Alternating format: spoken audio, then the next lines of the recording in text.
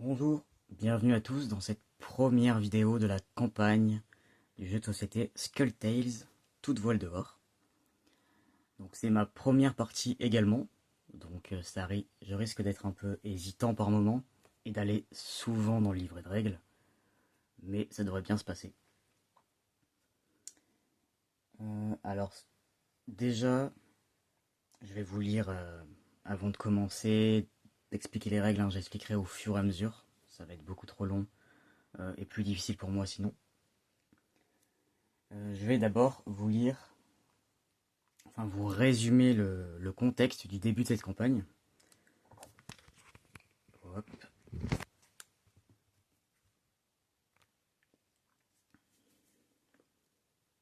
Donc je vais devoir choisir un personnage qui sera le capitaine, enfin après le scénario il sera le capitaine, mais je vais parler de capitaine, ce sera plus simple.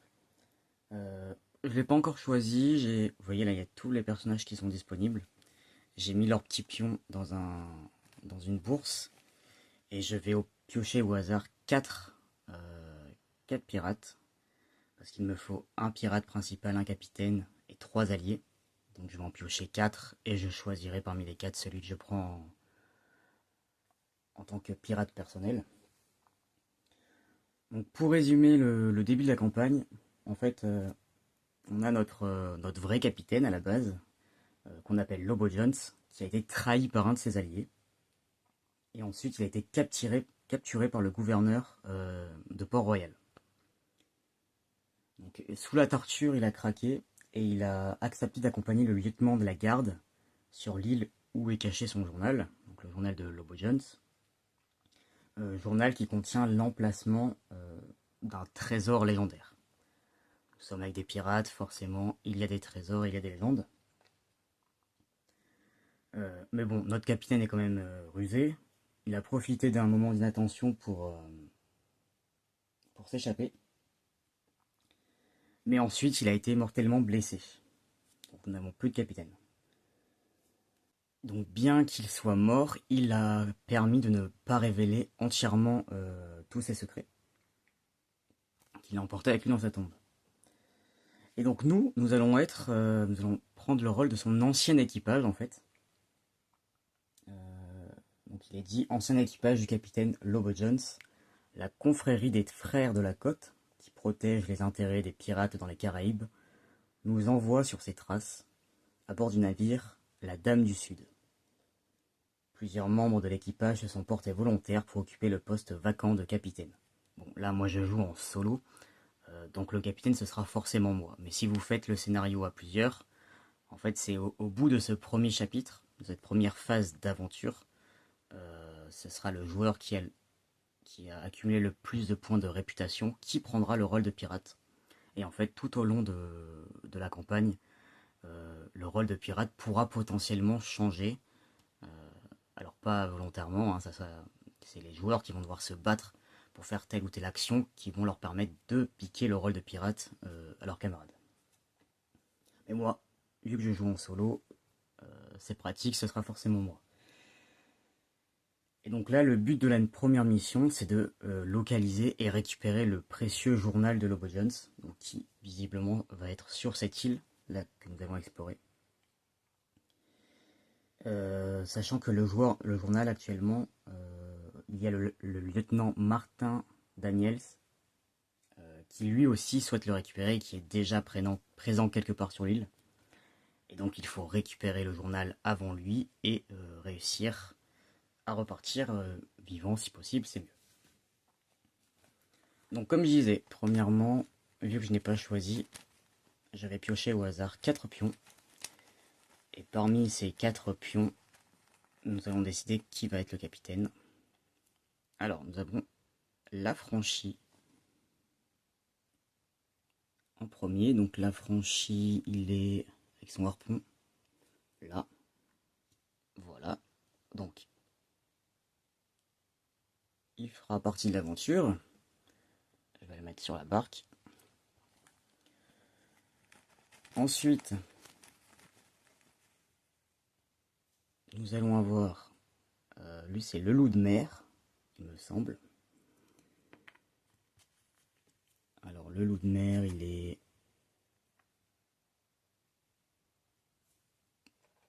ici. Il me semble que celui... Hop, je verrai après sur les fiches. Le troisième. Ah, la sorcière. La sorcière vaudou. Voilà, elle est floue, elle restera floue. La sorcière, ça ne m'arrange pas, mais d'accord, elle est ici. Comme je l'ai dit dans la vidéo de présentation, je n'aime pas les personnages qui ont de la magie. Je n'aime pas les jouer. Donc je vous gâche un peu de suspense, mais je ne prendrai pas elle en tant que pirate principal. Et enfin, le dernier personnage sera... Oh, nous avons extrêmement de la chance. C'est le chirurgien. Le chirurgien, il va pouvoir nous sauver la vie à plusieurs reprises. Là, c'est un coup de chance. Ok. Donc, je vais enlever les autres. Nous n'en aurons pas besoin.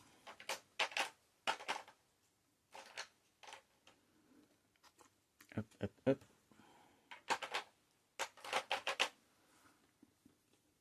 Voilà. Donc, je vais prendre leur fiche. Nous avons l'affranchi. Ensuite, la sorcière.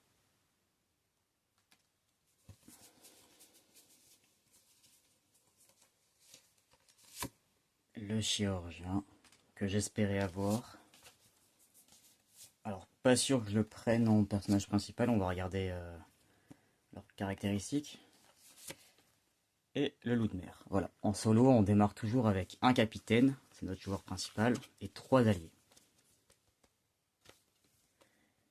Et en tout, il faut savoir qu'on ne peut jamais être plus de 5 pirates, 5 personnages sur le bateau.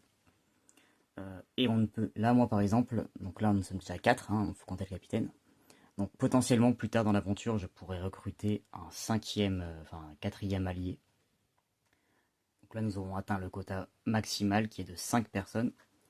Par contre, quand bien même j'ai 4 alliés, sur la phase aventure, je ne peux toujours en avoir que 3 avec moi. Voilà. Donc on dirait que le quatrième s'occupe de gérer le bateau. Donc j'ai pris les 4 fiches, ça c'est fait. Hop. Et maintenant il va falloir sélectionner notre personnage principal. Alors comme je l'ai dit, la sorcière vaudou, il faut utiliser tout le système de magie. Et c'est prise de tête pour moi, je n'aime pas ça. Donc elle, c'est sûr que je ne vais pas la prendre en principal. Et en tant qu'allié, elle n'a pas de carte à utiliser. C'est vraiment que pour les pirates, il me semble. Donc elle, voilà, c'est juste qu'elle aura ces 2 caractéristiques.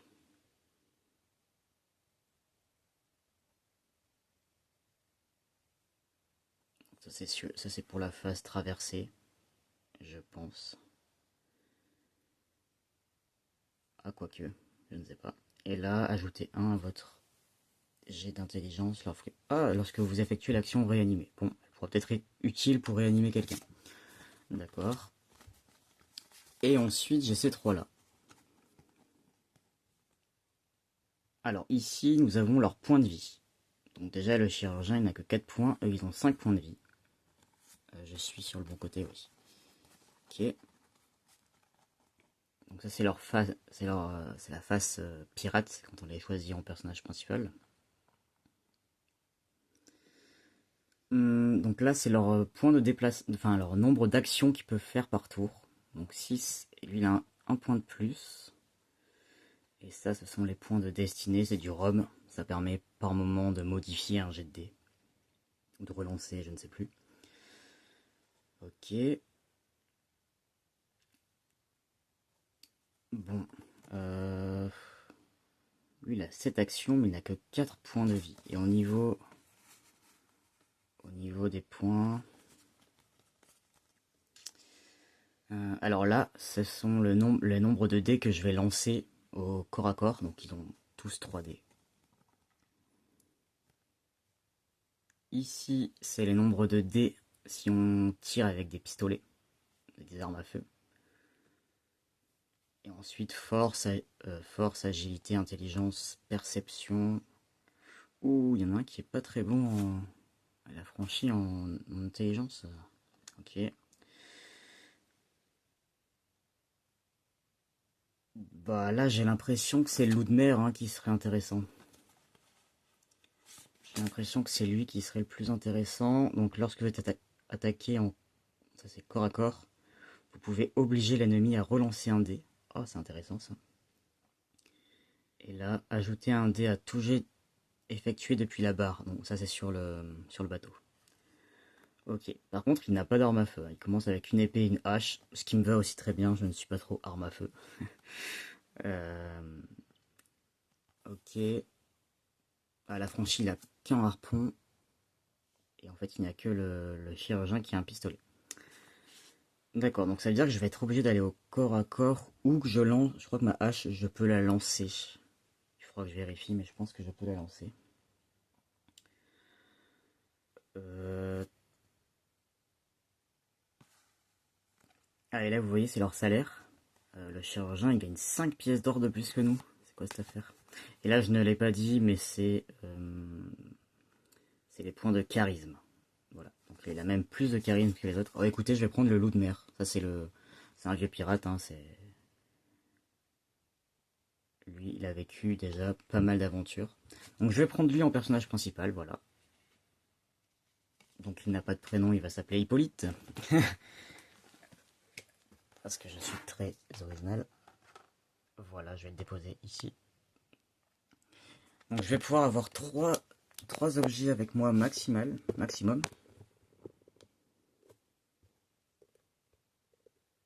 Voilà, sachant que ces objets de départ ne comptent pas dans cette limite.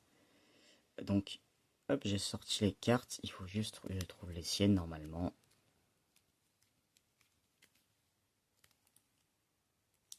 Ah, pourquoi n'a-t-il pas...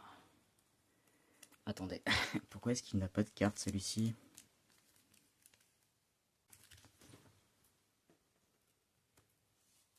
Alors, j'ai peut-être oublié de les prendre, mais je ne crois pas.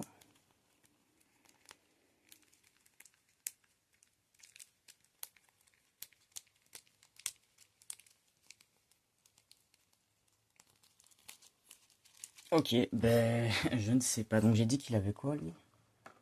Une épée et une hache. Je ne suis pas aveugle, hein. Il n'y a pas sa tête... Non, bah je sais pas. C'est peut-être des objets spéciaux, ceci. Je ne sais pas.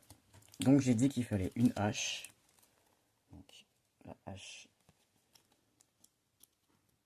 Ici. Donc elle permet de faire...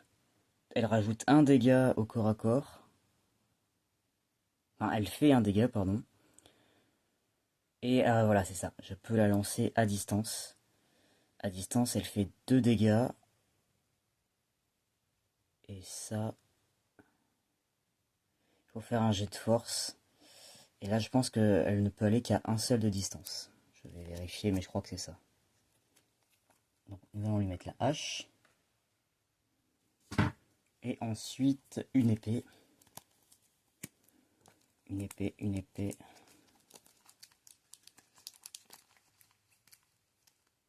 Voilà. Et l'épée, elle fait 2 dégâts. Donc, seuls les pirates, donc les joueurs, ont des objets et peuvent les utiliser. Les alliés, en fait, on va simplement... Les alliés, on va simplement regarder leurs fiches. Et les dégâts, en fait, sont inscrits, voilà. Elle fait un dégât. Elle ne peut pas avoir d'objet. Ils peuvent porter des objets sur eux, jusqu'à 3, pareil. Par contre, ils ne peuvent pas les utiliser si ce sont des armes ou autres.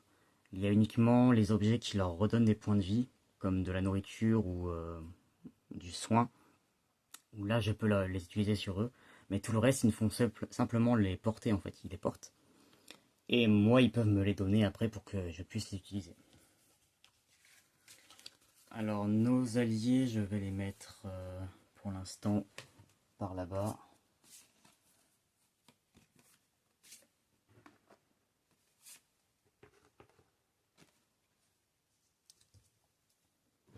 Je verrai après comment je m'organise. Ici nous avons le plateau où le drapeau pirate va avancer quand je vais faire certaines actions. Et il ne faut surtout pas qu'il arrive jusqu'ici, sinon j'ai perdu la mission. Voilà. Et là j'ai mis en place les deux premières tuiles qu'il faut au début. Donc la I7 et la I3. Voilà, vous voyez, elles ont toutes un numéro et une lettre ici qui permet de facilement les trouver. Hop.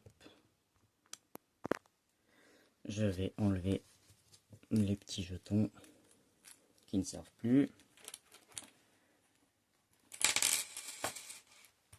Hop. Je remets ça là-dedans. Ça, il faut les enlever, je pense. Voilà. Donc notre objectif, c'est de, je le répète, trouver le journal du capitaine Jones et ensuite de réussir à s'échapper de l'île. Donc on démarre les 4 ici. Où est le mien? Hop. Moi je ne suis là avec mon épée et ma hache.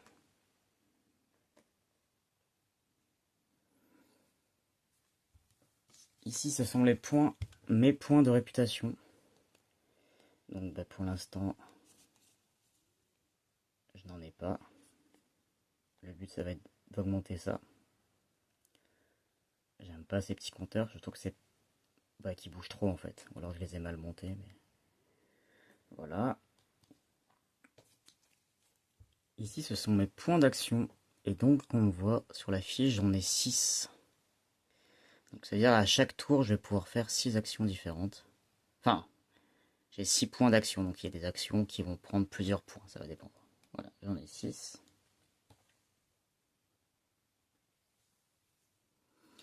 Eh bien, je pense qu'on peut commencer. Alors non, avant de commencer, j'ai pas fini la mise en place.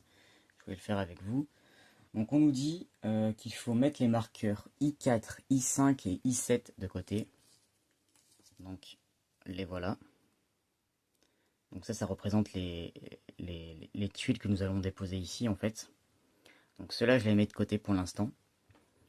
Et ensuite, il faut que je prenne au hasard 3 marqueurs parmi les marqueurs exploration de I1 à I9 qui restent.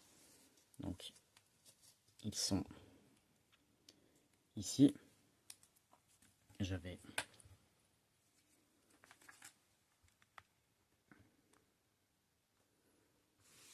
les retourner et les mettre à l'envers.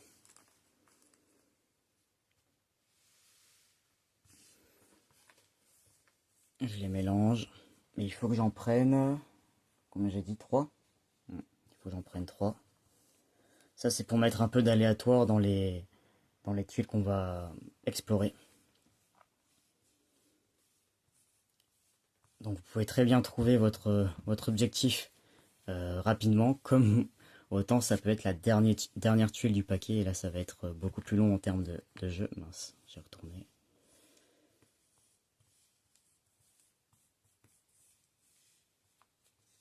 Donc j'en prends 3, hop, 1, 2, 3, voilà. Donc je vais prendre celle-ci.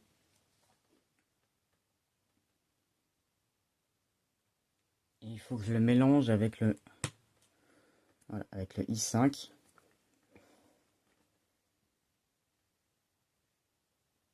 Ok, donc I4 et I7 on ne les prend pas apparemment. Enfin, pas tout de suite.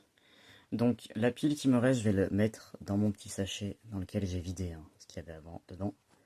Comme ça je pourrais piocher au hasard sans voir. Voilà. Installer les tuiles de départ I7 et I13. Je me disais que ça me paraissait bizarre que ce soit ça au début. C'est pas I3, c'est I13 qu'il faut prendre. Alors attendez, parce qu'il faut que je retrouve les autres. Donc on a 16. I13, voilà. Ça me semblait bizarre.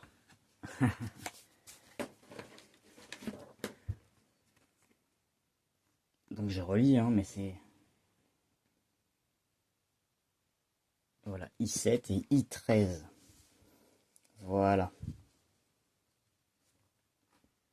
Eh bien, je pense que là, maintenant, nous sommes prêts. Alors, je vais faire jouer en premier mon pirate, je pense. Donc j'ai dit qu'il avait 6 points d'action.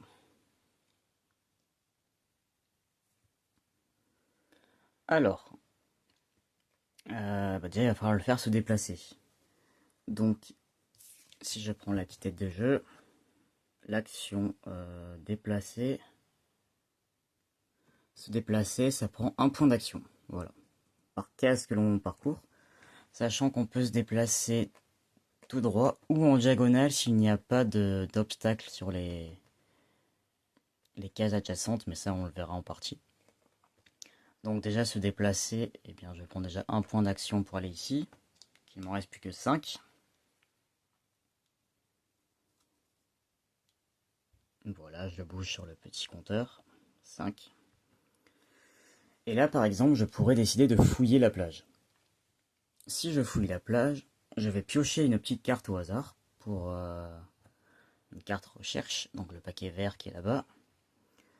Mais si vous avez vu la vidéo de présentation, nous savons qu'à l'intérieur il peut y avoir des objets, donc qui peuvent être très intéressants, mais il peut y se déclencher aussi des événements aléatoires, qui sont en principe négatifs. Donc c'est peut-être pas une bonne idée de le faire tout de suite, en tout cas de le faire avec mon personnage. Donc j'hésite un peu, sachant que pour pouvoir fouiller et réussir, il faut faire un test. Il faut faire un test. Donc c'est rechercher, c'est pas fouiller, voilà. Il faut faire un jet d'intelligence, de perception, pardon. Et moi, en perception, c'est tout en bas, je n'ai que 3.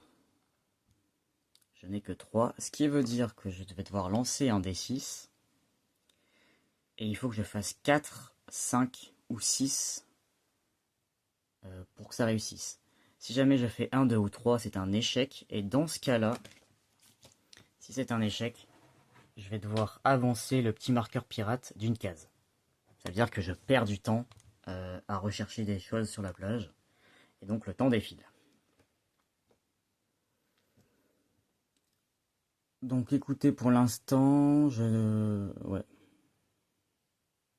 Pour l'instant, je vais avancer de 2 autres cases. 1, 2. Donc il ne me reste plus que 3 actions. Il ne me reste plus que 3 actions.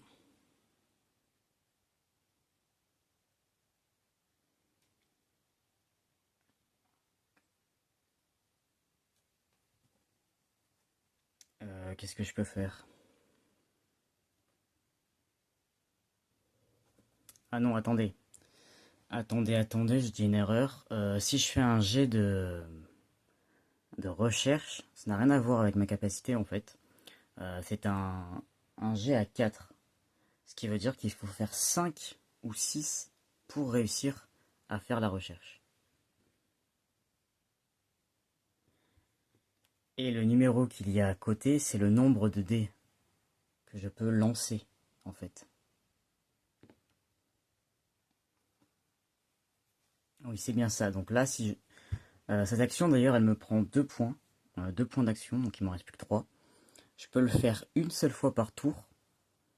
Mais mes autres personnages peuvent le faire. Chaque personnage ne peut le faire qu'une seule fois par tour. Mais plusieurs peuvent le faire. Donc, je recommence parce que j'ai raconté n'importe quoi. C'est un jet à 4 en observation.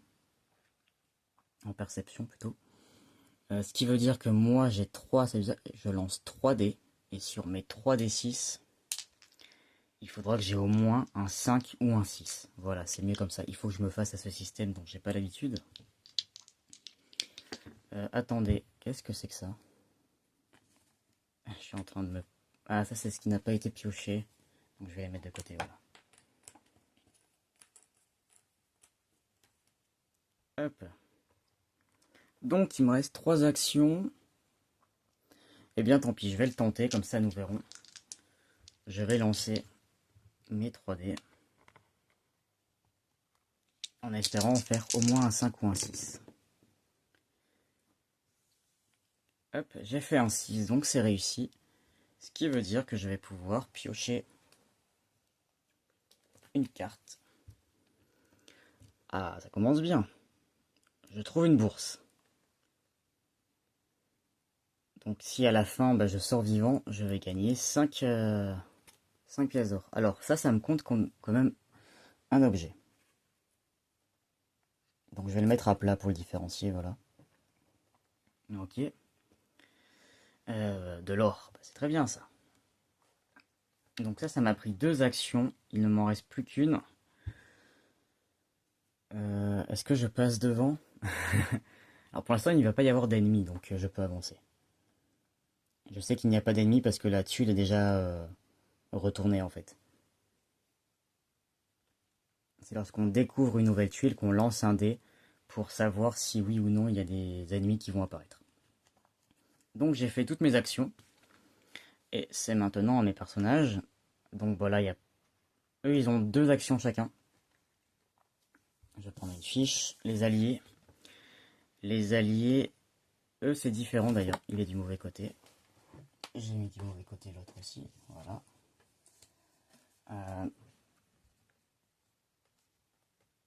Les alliés, donc ils ont leur point de vie. Ça c'est le nombre de cases qu'ils peuvent se déplacer en fait. Et ils ne peuvent faire que 2 actions par tour. Donc ils sont plus simples à gérer que les pirates. Donc là par exemple, je peux décider de le faire se déplacer. Donc il se déplace de maximum 4 cases. Et ensuite je peux lui faire une autre action. Pour l'instant là nous sommes au début, donc il n'y a pas grand chose à faire à part fouiller potentiellement. Voilà. Donc je vais commencer par le chirurgien. 4 cases. Alors on ne peut pas être sur une case où il y a déjà quelqu'un, hein. Donc 1, 2, 3, et ben écoute, 4.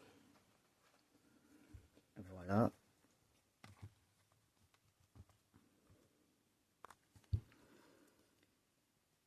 4.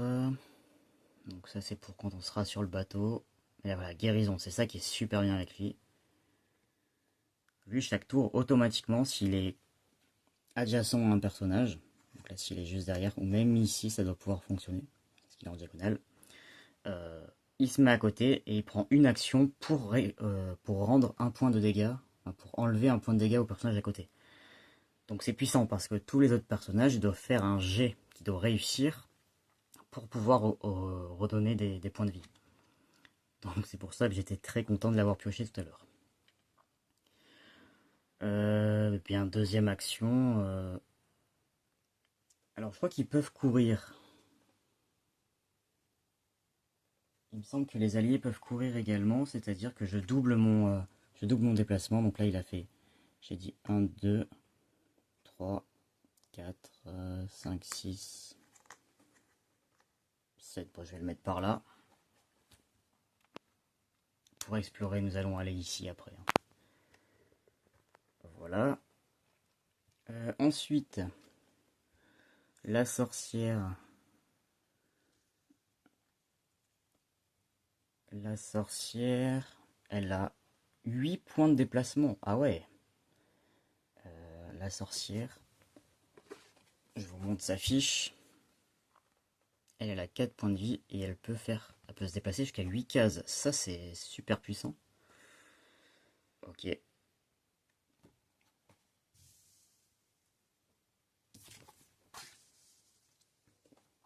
Eh bien, 1, 2, 3, 4, 5, 7. Ah, il n'y a pas moyen que j'aille 1, 2, 3, 4, 5, 6, 7. Ah ouais, là je pourrais, mais 1, 2, 3, 4, 5,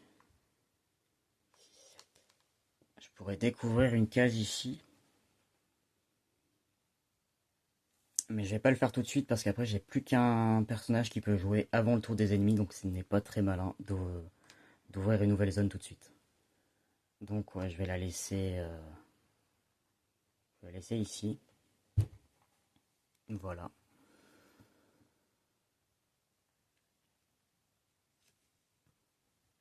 Et je vais la faire fouiller elle, parce qu'elle a 4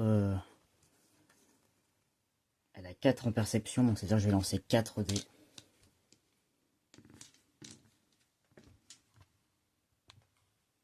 Donc il y a moyen de faire un 5 ou un 6 quand même.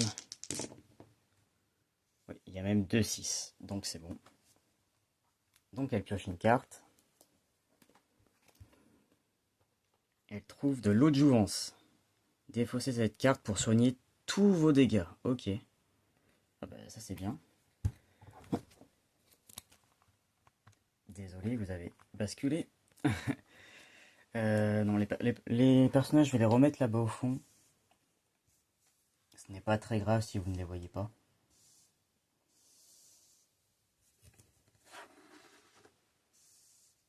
Hop, et lui, elle, je vais lui mettre à côté.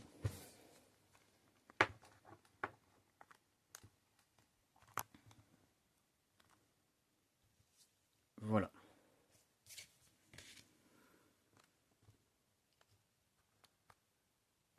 Et enfin, l'affranchi, lui, il a 5 points de déplacement. 1, 2, 3, 4, 5. Voilà. Et est-ce que lui, je le fais fouiller aussi? Bon, allez-y, allons-y, hein, pourquoi pas, parce qu'après, encore une fois, leurs objets, je peux les récupérer, donc lui, il a 3D. C'est là, tant qu'on est tranquille, qu'il n'y a pas trop d'ennemis, c'est peut-être le moment de faire ça. Hop, il a fait un 5, donc c'est réussi. Lui aussi, il pioche une carte. Idole de bonne fortune. Si vous détenez cette carte à la fin de la phase d'aventure, gagnez 10 en réputation. Alors ça, typiquement, justement, il va me le donner à la fin. Parce que lui, ça ne lui sert à rien. Par contre, pareil, ils sont limités à 3 objets dans leur sacoche. Ok, donc là, j'ai terminé le premier tour. Normalement, c'est la phase des ennemis, mais pour l'instant, il n'y a pas d'ennemis. Donc, ce qu'on va faire, c'est qu'on va piocher, vu qu'il n'y a pas d'ennemis sur la carte, on pioche une carte aventure, enfin événement aléatoire, que je remélange de bon goût. Hop. D'ailleurs, je vais les mettre ici. Voilà. Et nous allons voir ce qui nous arrive. Avalanche.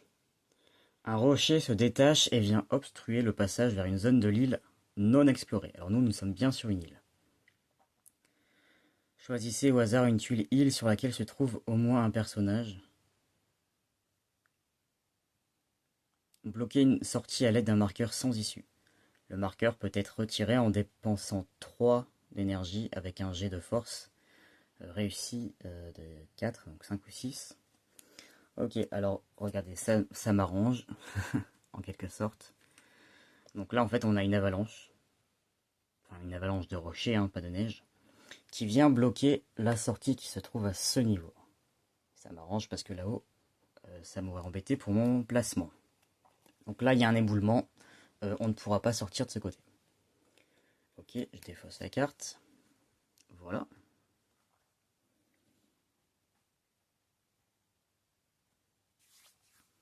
Ok, donc là maintenant, eh bien, vu qu'il n'y a pas d'ennemis, nous pouvons recommencer un nouveau tour. Alors là, je vais y aller en premier. Et nous allons prendre la... Hop, nous allons aller ici. C'est parce qu'il y a une sortie, hein. On peut mettre une tuile là où il y a les sorties. Sachant que là, pour ce premier scénario, notre premier objectif, c'est de trouver la tuile I5. Parce que c'est elle qui déclenche le premier événement. Donc mon personnage, il est ici. J'ai 6 points 6 points d'action. D'accord. Alors, avec le déplacement, ça va m'en faire 1, 2, 3, 4, 5. Ah ouais. 5. Ouais, mais ils sont encore 3 pour jouer après, donc ça va. 5. Donc j'ai dit combien? 1, 2, 3, 4, 5. Je fais l'action explorer. Voilà. Au moment de révéler une tuile, avancez le drapeau pirate de une case, piochez un marqueur exploration et placez la tuile correspondante. Avancez votre personnage sur la nouvelle tuile. Donc ici, vu qu'on explore, on avance dans le temps. Voilà. Je vais piocher la nouvelle tuile aléatoirement. Et ce sera la I8. Ok. Donc je vais aller chercher les tuiles.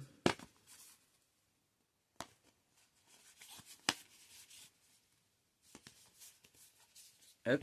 La I8, c'est celle-ci. Ouh là là, ok. On a une sorte de petit étang de lac. Et ben voilà, parfait. Si je fais comme ça... Non, je vais la mettre ici. Voilà, donc mon personnage, il est là. Donc il me reste une seule action.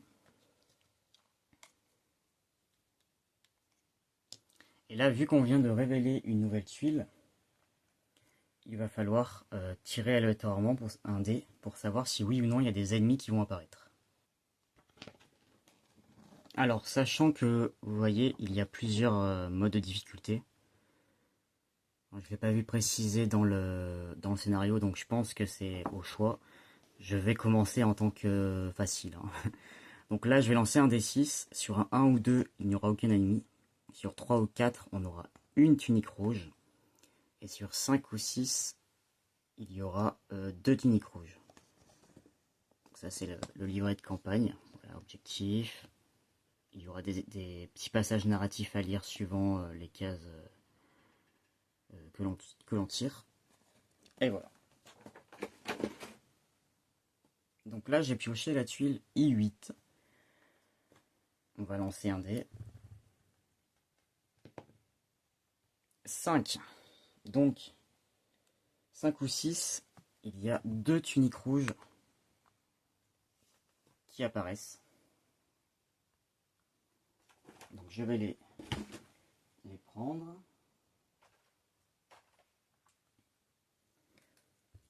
Voici les tuniques rouges. Il faut que je récupère leur fiche personnage également. Voilà. Donc là, vu que je joue en solo et que nous sommes 4 personnages sur le plateau, il faut regarder les numéros tout à droite. Pour la force et l'intelligence. Voilà. Quand il y a 2 numéros, si vous êtes au moins 4 personnages, je crois que c'est ça, il faut regarder ceux de droite. Si vous êtes moins, vous prenez les chiffres de gauche, parce que vous êtes moins fort du coup en termes de puissance. Voilà, donc on verra ça plus en détail quand ils vont attaquer. Alors là, la règle, c'est qu'il faut les mettre sur la sortie la plus éloignée. Donc ici, il n'y en a qu'une, donc c'est celle-ci. Et toujours, on ne peut pas mettre 2 personnages sur la même case. Donc je vais mettre le deuxième ici. Alors là, ils ne peuvent pas traverser parce qu'il y a de l'eau, je présume. Par contre, les tours sont en bleu, donc je pense que pour la ligne de vue, ça fonctionne. Et ils se voient, hein, évidemment, il n'y a rien en hauteur. Donc là, ils peuvent quand même me tirer dessus. Et eux, ils ont des armes, et je vous assure, ça fait très vite mal. Donc là, il va falloir aller les attaquer directement. Ce n'est pas bon du tout, parce qu'on ne peut pas se cacher en plus sur cette tuile. Et il n'y a pas d'issue. Là, je suis vraiment je suis mal tombé, en fait. J'ai rien pour me cacher, et c'est eux qui bloquent la sortie, en fait. Ouais, ok. D'accord, donc il me reste une action. Une action, est-ce que... Oh là là, est-ce que je reculerai pas? un petit peu lâche, mais je rappelle que j'ai 5 points de vie, d'accord. Si je recule... Alors d'ailleurs, pour voir...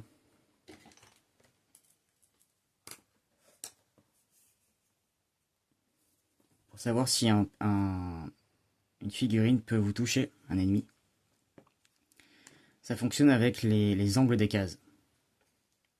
Vous prenez un des angles, donc par exemple celui du milieu, et je dois pouvoir accéder à la tuile d'en face au milieu de cette tuile, donc là j'y suis, sans qu'il n'y ait d'obstacle sur le chemin. Donc si jamais il y avait un obstacle ici, bah, j'aurais pu essayer avec cet angle-là, pareil, toucher le milieu, si je peux, sans qu'il y ait d'obstacle, c'est-à-dire que je peux lui tirer dessus, et ainsi de suite, pareil avec celle-ci, hop, comme ça, donc tu vois, vous voyez, celle-ci là, si j'avais que celle-ci disponible, l'angle il est ici, donc ça ne fonctionnerait pas. Mais bon, j'ai celle-ci qui fonctionne. C'est d'ailleurs même là je pourrais le faire. Sinon, de toute manière là il n'y a rien en face, donc ça fonctionne forcément. Mais voilà, je sais que certains ont du mal avec cette règle là. Bon là c'est assez facile, il n'y a rien au milieu, donc ça passe forcément. Donc j'ai dit qu'il me restait qu'une seule action. Et là, ah je peux à la limite... Non mais ça ne sert à rien, j'allais dire les insulter. On a une action qui nous permet de les insulter pour gagner un dé de défense, mais ça marche que au corps à corps. Et là pour l'instant ils sont à distance, donc ils vont nous tirer dessus.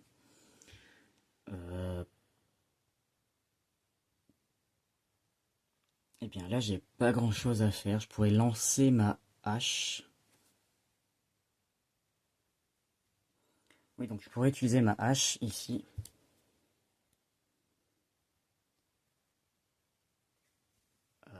Ok, voilà. Alors là je ne suis pas sûr.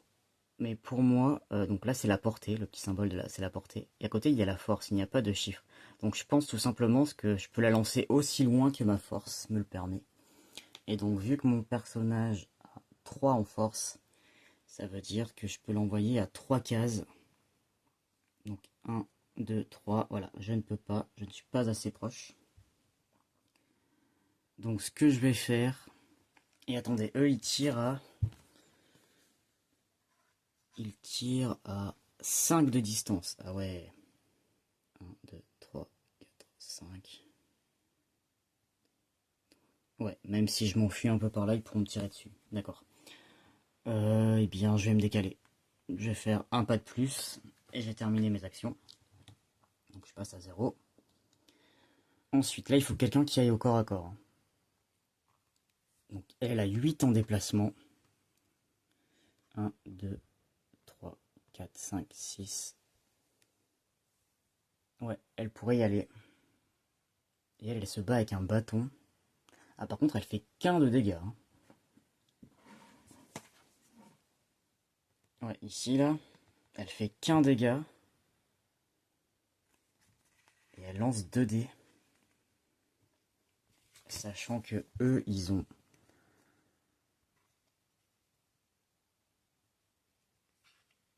Ils ont 2.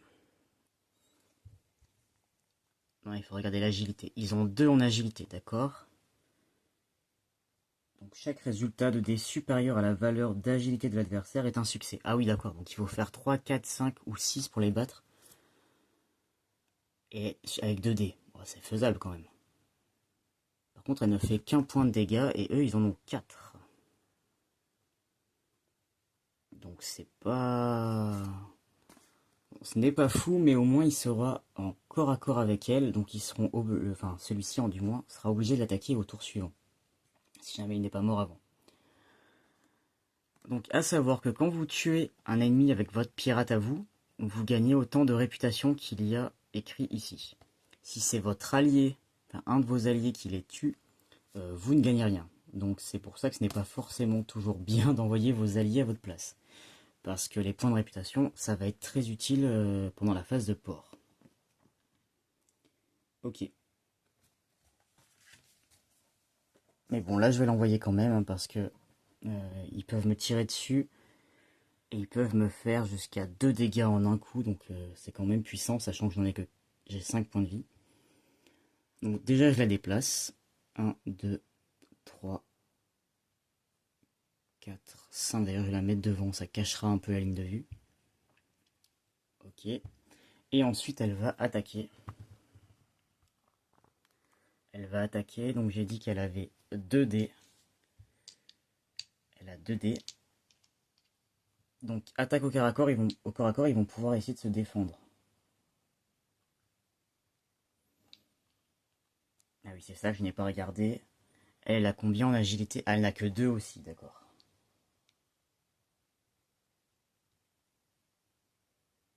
Bon, on tente. Dans tous les cas, il me fallait quelqu'un au corps à corps, donc elle va essayer d'attaquer celui-ci là.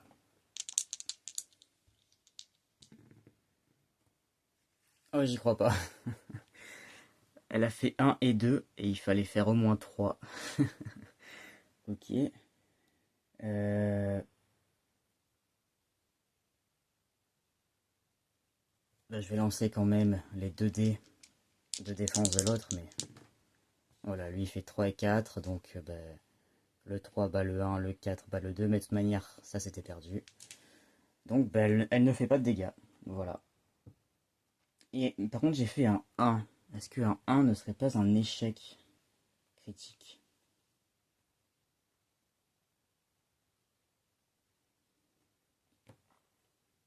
Ok, ok. Bon, il n'y a pas écrit, ça ne parle pas d'échec critique. Je pense qu'il me semble que c'est une règle facultative qui permet de gagner plus de points de réputation si on la met en place. Il me semble que normalement je pourrais dire qu'elle perd son arme parce qu'elle a fait un 1. Bon, là on va commencer facile, je ne vais pas mettre ça pour l'instant. Bon, c'est un échec, elle ne fait pas de dégâts. Bon, cette sorcière elle commence mal. Donc on va passer au suivant. Alors le médecin il est pas très bon, mais il est déjà toujours mieux qu'elle. Vous me direz, il a 3 dés. Par contre, voilà, lui, il a l'air meilleur. Mais il ne peut se déplacer que de 5. 1, 2, 3, 4. Ah ouais, 5. Personne n'a une arme à feu dans l'eau, là? Ah si, voilà. Bah lui, il peut tirer... Enfin, je pense, hein. Oui, lui, il a le droit de tirer à distance. Parce qu'on ne sait pas, en fait, quelles armes ils ont sur eux, les alliés. Là, il a qu'un harpon au début, donc il ne pourrait pas. Mais en allié, il faut se fier à ces points-là. Et vu qu'il ne peut pas porter d'objet, bah, j'imagine qu'il peut tirer à distance. Donc là, je peux lancer 2 dés, et je peux faire jusqu'à 2 dégâts, à 4 de distance. Ok. Donc, il peut se déplacer de 5. 1, 2, 3, 4. 5, il pourrait se mettre ici.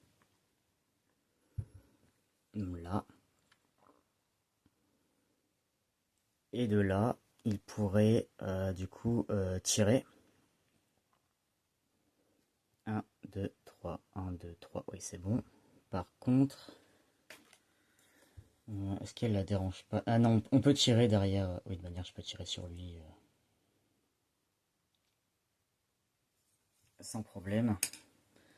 Euh, il me semble qu'on peut tirer à travers les alliés. Pareil, il y a des règles facultatives où je peux dire que si jamais je tire à travers, en cas d'échec, elle peut prendre un dégât, tout ça. Mais ça, ce ne sont pas des règles obligatoires, normalement. Je vais juste vérifier. Bon, ça a l'air d'être bon. Donc, il va tirer. Alors, il a 2 dés. Il a 2 dés. Et là, c'est pareil, c'est l'agilité. Donc, on a dit que les tuniques avaient seulement 2 en agilité. Donc, il faut faire plus. Alors, si je pouvais faire 2 réussites, là, on peut pas se défendre, hein. Les tirs à distance, ils vont prendre d'office les dégâts. Donc, si jamais je fais 2 réussites, je vais faire 2 fois 2 dégâts. Donc, je vais pouvoir le tuer directement. Donc, ce serait quand même pas mal. Bingo. On a fait un 4 et un 5. Le tir à distance, on ne peut pas se protéger parce que là il n'y a pas de couvert. Donc sur sa fiche, il est bien mis qu'il fait 2 dégâts par touche. Il a touché 2 fois. Donc, alors normalement, vous voyez, j'ai des petits pions là pour mettre les dégâts. On les met à côté des figurines. 4. Mais bon, là, il est mort directement, donc je l'enlève. Et à la place, donc je ne vais pas gagner le point de réputation parce que ce n'est pas mon pirate qui l'a tué. Et à la place, je vais mettre au hasard un petit jeton trésor. Voilà. Il faudra faire une action de fouiller pour pouvoir voir ce qu'il y a de l'autre côté. Et là pareil, moi je joue en solo mais à plusieurs. Le but c'est que les joueurs entre eux vont essayer de se pousser, voire même des fois de tuer un camarade, hein, c'est possible, pour pouvoir récupérer un trésor. Ou si par exemple j'avais un personnage ici, et que moi je veux passer de l'autre côté par-dessus pour aller récupérer le trésor, bah, s'il y avait un autre joueur, il pourrait me dire non, moi je refuse de te laisser passer. Et s'il refuse de me laisser passer, je ne peux pas passer par-dessus son personnage. Voilà, il y a plein de petites règles comme ça qui peuvent être très sympas à plusieurs aussi. Donc là j'ai fini le tour de l'affranchi. La sorcière a joué, il ne reste plus que le chirurgien. Le chirurgien qui est très loin et qui ne peut faire que 4 en déplacement. Euh, Par contre, il peut tirer à 3 distances. 1, 2. Ah, il pourrait quand même se déplacer en. Alors là typiquement pour moi, il ne peut pas se déplacer en diagonale parce que vous voyez, il y a un muret. Ça fait partie des règles qui sont un peu floues, enfin qui sont expliquées, mais on n'est pas sûr de ce que ça veut dire. Là pour moi, il y a. Vous ne voyez pas sur la tuile, mais je vais essayer de vous rapprocher. Là, on voit bien que ça déborde de l'angle. Donc pour moi, il ne peut pas passer de l'autre côté. Il ne peut pas avancer en diagonale, donc je vais être obligé de faire 1, 2. Et alors, soit je reste pas loin pour pouvoir rapidement guérir les personnages là. Sinon, je peux faire 3. Ah ouais, je ne peux pas aller plus loin de toute manière. Il a une portée de 3. Donc s'il est là, 1, 2. Ouais, ce n'est pas assez. Ce n'est pas assez. Bon, il va rester là. Il va rester ici. Je ne peux pas fouiller dans cette tuile parce qu'il y a un ennemi sur la case. Évidemment, hein, quand vous êtes en combat, vous prenez pas le temps de fouiller la salle. Enfin, de rechercher, pardon, la fouille, c'est pour ramasser les trésors. Donc, eh bien, donc j'ai terminé. Il n'a pas d'objet sur lui, non. Ok. Eh bien, maintenant, on va commencer la phase des ennemis. Enfin, de l'ennemi, parce qu'il y en a un qui est mort. Alors, comment ça se passe? Eh bien, déjà, nous allons lancer un dé pour savoir quelle va être sa réaction.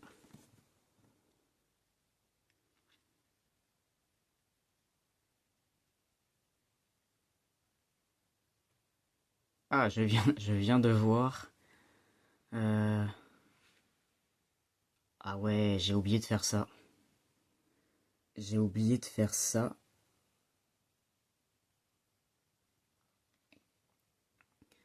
Il y avait 2 tuniques rouges côte à côte en corps à corps. Ajouter 1 à leur jet de corps à corps contre ce personnage. Si au moins 2 tuniques rouges sont adjacentes, ajouter 1 dé à leur jet de défense. Ok. Ah, 1 dé. Ah oui. Ok, bah de toute manière, ça n'aurait rien changé parce qu'elle n'a pas réussi son combat de corps à corps. Et après, celui qui est mort, il est mort avec un tir à distance. Il faut, je pense, à ne pas l'oublier. Donc ça n'aurait rien changé au résultat. Ouf, c'est bon. Bah déjà, je vais lancer un dé pour savoir quelle va être sa réaction. Donc il fait 2 de en formation. Donc il fait un assaut, c'est-à-dire qu'il va attaquer. Enfin, il va avancer pour attaquer. Bon là, il n'a pas besoin d'avancer parce qu'il est déjà en corps à corps avec un personnage. Donc ensuite, reste immobile si une autre tunique rouge est adjacente, il n'y a personne. Sinon, bah, il se déplace de 2, bon, il n'y a pas de tunique rouge. Donc voilà, donc là il va simplement, bah, il va attaquer. Quand il est en corps à corps, il fait d'office l'action d'attaque. Donc en corps à corps, nous voyons qu'il a 2 dés et qu'il fait 1 dégât. Donc il va lancer 2 dés. Non, là ils sont plus en supériorité, donc ça marche pas. Il fait 3 et 2. D'accord. Donc si je prends la feuille de la sorcière, elle a 2 en agilité. Donc ça veut dire qu'il y a une réussite, 3, mais elle va pouvoir avoir le droit de se défendre. Donc elle va lancer 2 dés. Elle va lancer 2 dés. Et il va falloir qu'elle fasse plus que 3 là pour pouvoir contrer ça. Ou au moins 3. Bon bah c'est bon, elle a fait un 6 et un 2. Donc hop. Voilà, elle réussit à contrer l'attaque, donc elle ne prend pas de dégâts. Bon, ça se passe mieux que prévu.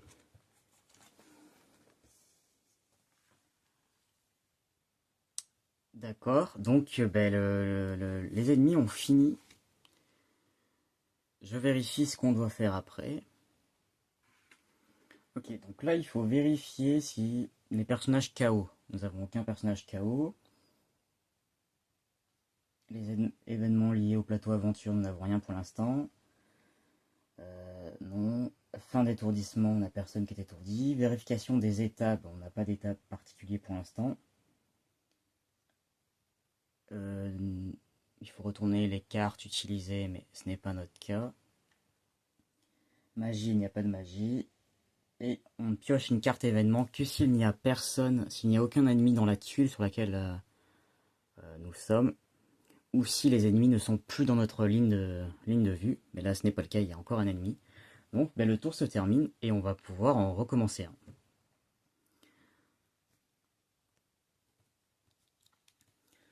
Ok, donc c'est à nouveau à nous. Donc je remets 6 actions pour mon pirate. Et là, ça serait quand même bien que ce soit lui qui le tue pour gagner pour gagner un point de réputation. Il faudrait qu'il aille récupérer ça aussi. Donc j'ai 6 actions. Ça, c'est vraiment pas beaucoup. 6 actions. Là, je peux aller en diagonale parce qu'on peut marcher ici. Donc quand on ne peut pas, il y a des délimitations rouge et noir comme celle-ci. Donc là, ce n'est pas le cas, donc je peux marcher. Donc ça ferait 1, 2, 3. Hop là. 3. Donc j'ai fait 3 actions.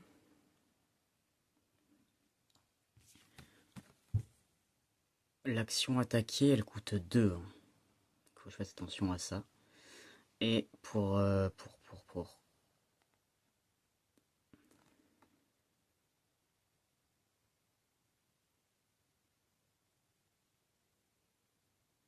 est-ce que je ne vais pas les gêner là? Non, j'ai dit qu'on pouvait tirer à travers. Ok. Et pour fouiller, c'est une action. Ok. Donc je pourrais attaquer et fouiller.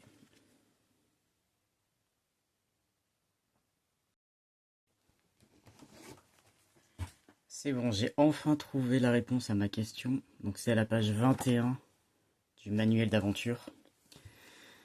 C'est ici, ligne de vue pour les obstacles. Concernant les personnages, les cases occupées par un ennemi sont considérées comme un obstacle et bloquent la ligne de vue. Il est donc impossible de tracer une ligne de vue passant par une case occupée par un ennemi pour attaquer un autre ennemi plus éloigné. Oui, si jamais j'avais un ennemi là, lui ne pourrait pas tirer sur celui qui est derrière. Mais dans mon cas, c'est un personnage. C'est un de mes alliés qui est devant. Donc il me semblait bien qu'on pouvait tirer à travers, et c'est le cas. Donc je vous le lis. Cependant, les cases occupées par d'autres personnages entravent mais ne bloquent pas la ligne de vue. Il est donc possible d'effectuer une attaque de distance contre la ligne de vue. Une attaque à distance quand la ligne de vue passe par un ou plusieurs autres personnages, mais en retirant un dé du jet pour chaque personnage entravant la ligne de vue. D'accord, donc tout à l'heure je ne l'avais pas fait. Si dans ce cas vous n'obtenez que des 1, le personnage le plus proche de vous sur la ligne de vie subit les dégâts infligés à la place de l'ennemi. Donc ce n'était pas une option, c'est dans la ligne de base, dans la règle. Ok, donc je pense que les tirs à distance avec un allié devant, il faut que j'enlève un dé. Donc ça change un peu la donne. parce que dans notre cas, du coup, il n'aurait plus qu'un seul dé. C'était lui que je voulais faire jouer, hein, il me semble. Non, c'était moi. Bon, c'était pour après, quoi. Ok. Donc ça, c'est à retenir. Vous enlevez un dé, et si jamais votre personnage fait 1, donc un échec critique, c'est l'allié qui prend les dégâts. Voilà. Ok. Euh, donc, nouveau tour, je n'avais pas joué. Enfin, je m'étais juste déplacé. Hop, j'avais 3. Et donc, ce que je vais faire, c'est bien ça. Je vais commencer par prendre un point d'action pour fouiller. Et je récupère une pièce d'or. Notre... C'est une pièce d'or, hein, ou c'est une pièce... Ah, c'est une pièce d'or ou c'est une pièce de cuivre?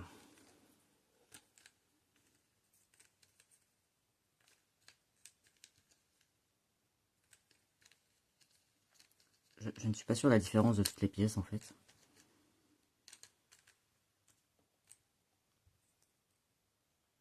Oh, c'est une pièce d'or, hein, pour moi. Ok. Bon, je verrai après si jamais ce n'est pas ça. Donc, une pièce d'or pour le personnage. Le premier trésor qu'il récupère. Donc ça, c'est fait. Et ensuite, je vais utiliser mes 2 derniers points, hop, pour attaquer au corps à corps cet ennemi-là. Sachant que nous sommes 2, est-ce qu'on n'aurait pas un petit avantage? Alors à première vue comme ça dans les règles, je ne vois rien sur un avantage parce que nous serions 2 côte à côte. Donc je vais tirer, je vais attaquer de manière classique. Donc mon loup de mer, il a 3 dés en attaque et il a 3 en agilité. Sachant que mon épée, je vais tirer avec l'épée. L'épée fait 2 de dégâts. Donc si j'arrivais à faire 2 réussites par exemple, je pourrais le tuer. Alors, j'ai dit que j'avais 3 dés. Donc, sachant que lui il a 2 en agilité. Hop. Ah bah c'est parfait, 5, 5 et 3. Donc là c'est 3 réussites. Et donc la tunique rouge, elle va lancer 2 dés au corps à corps, elle. Donc dans tous les cas, elle va se prendre un dégât. Elle a fait 5 et 4, donc c'est quand même bien défendu. Donc le 4 bloque le 4 bloque le 3. 5 et 5, ça suffit pour bloquer de mémoire. Et du coup, il n'y a qu'un seul pion qui passe. Pas chaque pion, chaque dé. Et je suis en train de me dire que... Si c'est ça, lui il a tiré en rouge, hein. Donc il a fait 4 et 5, c'est supérieur à ma valeur de 3 en agilité. Donc là, théoriquement, il a réussi à parer les 2 coups, parce que les mêmes nombres, ça fonctionne, hein. Les mêmes chiffres. Donc il y a simplement un coup qui passe, donc il va se prendre, j'ai dit, 2 points de dégâts. Donc je lui mets les 2 points ici. Donc c'est dommage, ça veut dire que ce n'est pas mon pirate qui va le tuer. Voilà. J'ai terminé mon action. Eh bien, nous allons faire jouer la sorcière, hein, elle est face à lui. Elle a 2 points, enfin 2 dés, je vais y arriver. Elle a 2 dés à lancer, mais elle ne fait qu'un dégât, donc il faut qu'elle fasse 2 réussites, ça serait bien. Et on verra si elle... Ah non, mais elle peut pas se déplacer de toute manière. Après, quand on est au corps à corps, il y a tout un... Il faut réussir à se désengager si on veut pouvoir partir ailleurs. Donc elle lance ses 2 dés. Elle fait 3 et 3, donc c'est plus fort, c'est 2 réussites. Plus fort que les 2 de la tunique.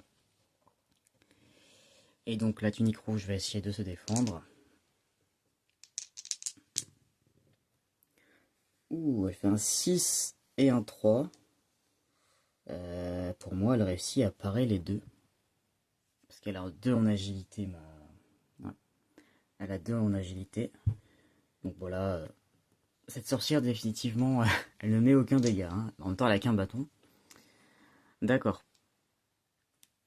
Donc là, ça n'a servi à rien. Elle va rester au... Ah, est-ce qu'elle n'essayerait pas de s'enlever? Attendez. Je vais peut-être la faire se désengager pour éviter qu'elle se prenne... pour pas lui enlever un point à lui. Un dé.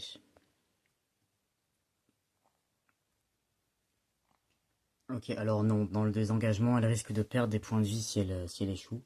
Donc non, ce qu'elle va faire par contre, c'est qu'elle va l'insulter. J'avais oublié de cette action-là. Donc elle va insulter proprement la tunite rouge. Et non, elle ne va pas faire ça. Je vais y arriver, hein.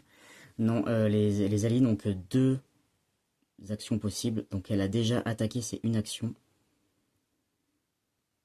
Et il me semble qu'elle est obligée de se déplacer, non, en deuxième action? Non, peut-être pas. Non, 2 actions, non, je fais l'action que je veux, d'accord. Donc c'est bien ça, elle va l'insulter.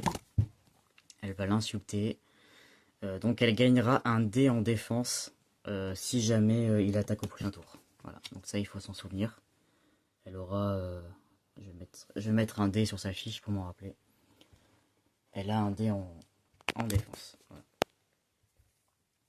Ok, donc maintenant on va faire jouer notre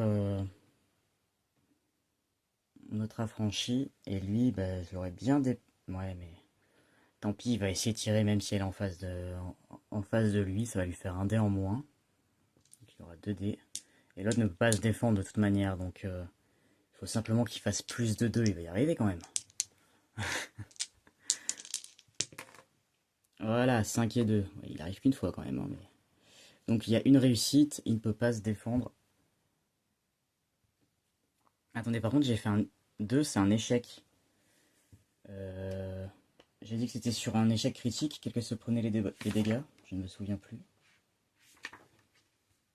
Combat à distance. Non, c'était là.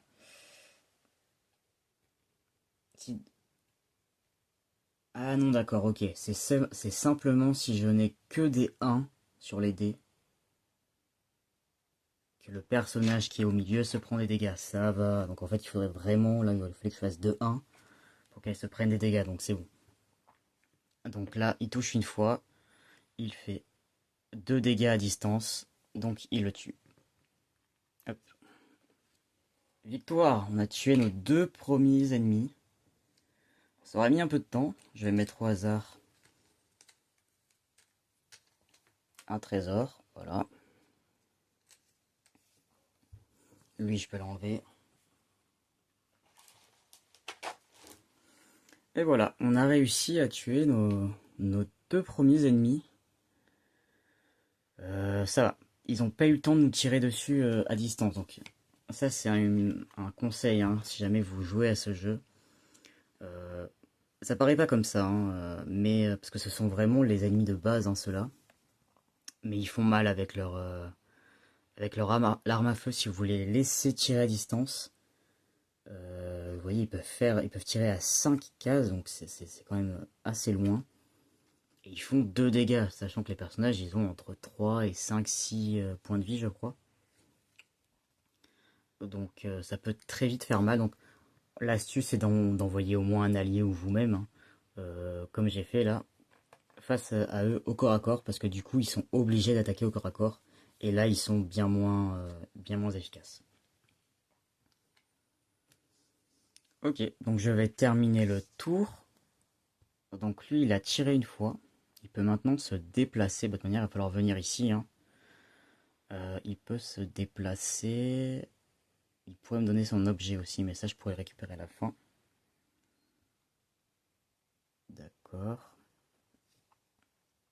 Il peut se déplacer de 5 cases. Ah, je me demande même si on peut pas marcher dans l'eau là. Vu que c'est bleu, il n'y a pas de contour rouge, je pense même qu'on peut marcher ici. Ah ouais, j'aurais dû y penser avant. Ce n'est pas grave. Donc j'ai dit... Je vais le mettre par là. Voilà. Il reste le chirurgien. Le chirurgien, il va fouiller. Il va fouiller pour essayer de récupérer un objet. Alors on a dit qu'il fallait lancer. Donc le chirurgien il a 3, donc il a 3 dés en perception et il faut faire 5 ou 6. Bon, il a fait 2, 6, c'est parfait. Donc il pioche une carte de recherche et il trouve une pierre précieuse. Si vous détenez cette carte à la fin de la phase d'aventure, gagnez 20 pièces d'or. Alors là c'est cool mais c'est lui qui l'a. Et donc si un allié a une carte qui rapporte des pièces d'or à la fin de la phase d'aventure, si c'est lui qui les a dans son sac, moi je récupère la moitié. Donc là je récupérerai 10 pièces d'or. Le mieux va être de le ramener près de moi en fait et qu'il me donne cet objet. On peut récupérer les objets des alliés s'ils sont côte à côte avec nous. Bah lui par exemple il va avancer de 4. 1, 2, 3. Bon, je vais le laisser en arrière. Ici. Donc là il n'a plus d'action disponible, mais si jamais il avait encore une action ou si moi j'avais encore une action disponible, on aurait pu se donner un objet et donc il aurait pu me donner sa carte. Pour l'instant, je ne vais pas le faire. Alors, on a terminé le tour et je ne vais pas en recommencer un tout de suite parce que la vidéo est déjà longue. On a dépassé 1 heure et c'est plus simple pour moi de faire des vidéos, pour mettre en ligne des vidéos qui font 1 heure, 1 heure et demie grand max. C'est pas pour vous embêter ou autre, c'est simplement que je n'ai pas une connexion qui va extrêmement vite, on va dire. Et si je commence à mettre des vidéos de 2 ou 3 heures, ça va plomber. Je ne vais pas réussir, voilà. Donc je vais essayer de ne pas trop dépasser 1 heure et demie. C'est déjà pas mal, mais vous aurez la suite, hein. Je vais bien évidemment publier la suite dès que je la ferai. Je ne sais pas si je vais enchaîner là tout de suite. Donc voilà, on a survécu à notre première tuile. Alors ce n'est pas encore le premier scénario, hein. Enfin on n'a pas encore rencontré la tuile I5 qu'il faut piocher au hasard là. Où il y aura, j'ai envie de dire, les vrais ennemis. Non, ce sera encore des tuniques rouges et peut-être, je ne sais plus, je garde le suspense. Mais voilà, on a quand même survécu à nos 2 premiers ennemis sans aucun dégât. Ça c'est quand même bien. On a récupéré 2-3 petits objets par-ci par-là. Donc voilà, on s'arrête là pour la première partie. Vous voyez, ça peut être très très long. Alors là, c'est le début, j'apprends les règles, je vous les explique. Donc ça prend plus de temps, mais là, ce n'est qu'une seule phase, hein. Nous sommes dans la phase aventure du premier chapitre. Donc sachant que le premier chapitre n'a qu'une seule phase aventure, il n'a pas de phase port, ni de phase traversée en bateau. Donc ça va être certainement le chapitre le plus court, et il va déjà durer plusieurs heures, vous allez voir. Et après, il y a en tout 10 chapitres, sachant que les autres chapitres ont une phase traversée, donc pour revenir en fait au port, et ensuite une phase, une phase port, et ensuite une phase traversée pour aller à la phase aventure. Ça se passe dans cet ordre-là.